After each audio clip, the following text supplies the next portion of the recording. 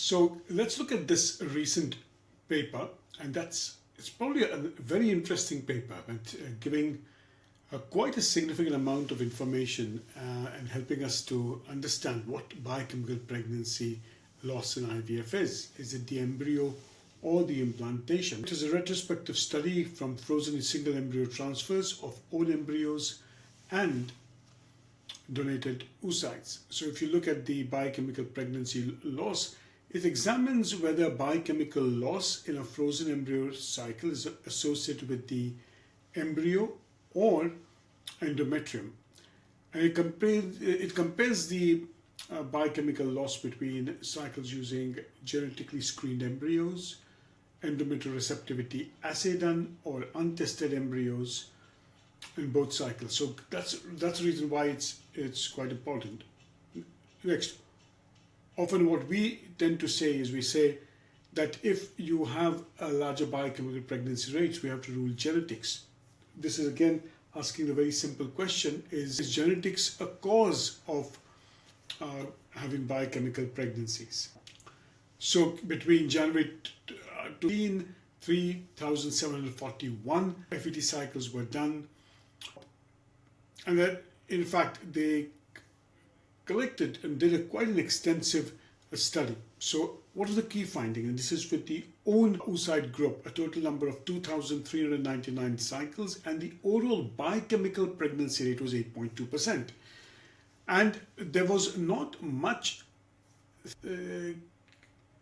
difference seen between biochemical pregnancies between untested embryos, 7.5%, PGA tested embryos, 8.8%, ERA tested endometrium, 6.7%, PGTA plus ERA, and the biochemical pregnancy was 6.5%. Overall, biochemical pregnancy rates was about 8.2% across own oocytes. No difference between any treatment, whether you screened embryos, whether you did ERA testing. Lower rates of implantation pregnancy and ongoing pregnancy rates were lower in the untested group, as was expected. So if you look at the donated oocytes, about 1,342 cycle, no significant differences in biochemical pregnancy rates among the untested 4.7, PGTA 6.8, PGTA ERA 5.0. Or just ERA. Here the PGTA ERA was much smaller, so they had none. So the overall biochemical pregnancy rate was about 4.9 in donated group. No differences seen again, whatever technique you used, and no difference in across the group. So if you compare the own eggs versus donated oocytes, the own oocytes, the biochemical pregnancy rate was 8.2, donated oocytes 4.9%, not a significant difference. This suggests that the eggs probably are not the cause of biochemical pregnancies, and neither is the genetics nor is the endometrial receptivity. And that's something quite surprising. It found that PGTA, that is genetic screening of embryos, did not significantly reduce the biochemical pregnancy rates compared to untested transfers. Suggests that biochemical may not be linked to embryo aneuploidy, which is genetic abnormalities. And there is a sharp contrast from previous studies that have reported a lower biochemical pregnancy rate with genetically screened embryos in a patient population with, especially with recurrent pregnancy losses. And in fact, what this paper does suggest that the causes are more likely to be different. So if you look at the untested, the biochemical pregnancy rate was 7.5% with own oocytes, 4.7% with donated oocytes. And if you generally look at the overall conclusion, is there was no difference whether you did PGTA or not. Again, the ERA test, which is the endometrial receptivity testing, where you collect a sample in a mock cycle for looking at the implantation window, and you compare biochemical pregnancy rates. And there was no significant difference in biochemical pregnancy rates with age, with BMI, and previous pregnancies. Also, there was no changes seen in biochemical pregnancy rates with embryo quality.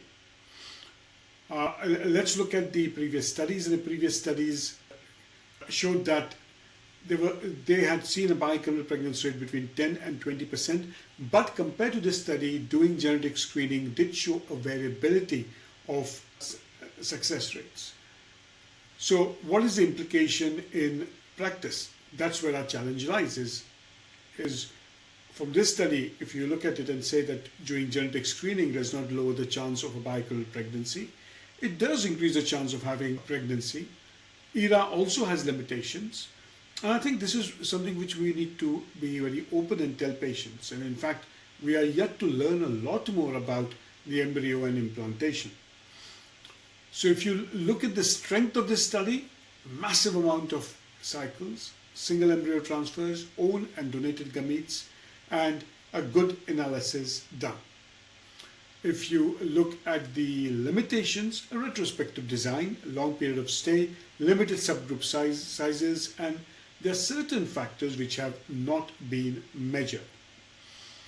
Further research is looking more towards molecular studies, immunological studies, endometrial function, and biomarker discovery. Much of this is very much a research zone. Even though some treatments have been tried, I don't think they are of much help. From a clinical perspective, you are looking at having important implications in the oocyte and embryo and endometrial link. Do you do PGT and ERA? I think there is a limitation. It may give you a better chance of pregnancy, but certainly does not seem to decrease the chance of having a lower biochemical pregnancy rates. If you compare it to nature, in the biochemical pregnancy rates in this study were between 4.9 and 8.2%. In nature, it seems to be between 13 and 18%. So in nature, there seems to be a higher rate of biochemical pregnancies. Also remember that in IVF pregnancies, you're more likely to detect more biochemical or more clinical pregnancies. And I